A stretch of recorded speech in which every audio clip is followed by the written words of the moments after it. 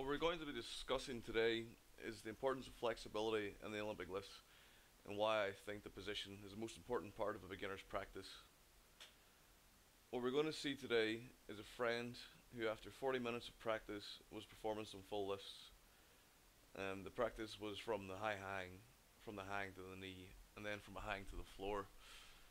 I want you to be wary as we watch. First of all, we're going to look at some stills of his lifts, and you can see he's got the defined parts of the lift. There's a first pull, there's a second pull, and there's a third pull and a catch. And what we're going to watch is now some actual video of him lifting, and I'm going to talk over the top of it in a fairly informal and free-form manner. So the first thing I want you to notice is just how he looks as he lifts. It actually looks like a clean. It's one motion.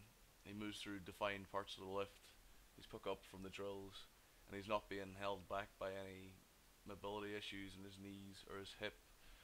He can reach correct positions, or at least approximations of correct positions, right from the get-go. And this is purely from his ability to move freely at the hip, shoulder, ankle, and knee joints that make getting him into the correct positions feasible from the first session. The ability for him to get into the correct positions allows the coach to actually give him feedback on his practice and better inform his practice. And again, it all comes solely from his ability to get into his full squat, to get into a proper start position with a flat back, to do all of these things without us having to take him to one side and do like stretching and do mobility work or any kind of remedial work. So then we can finally go on to practice the lifts. He could practice the lifts from day on.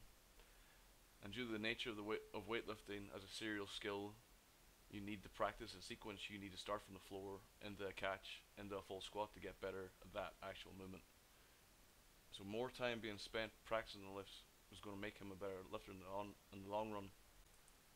Without the ability to practice this skill in sequence, as in practicing the full lifts themselves, you're going to severely hamper your progress as a weightlifter. So if you have any underlying issues, like you have shoulder mobility issues, you have hip flexibility issues, whatever your issue is, you need to address them as quickly as possible, as they are going to stop you from becoming a good weightlifter. Solely that, if you can't manage to get into a full snatch from the floor, you're not going to get good at snatch. It's as simple as that. So that concludes our brief talk on flexibility.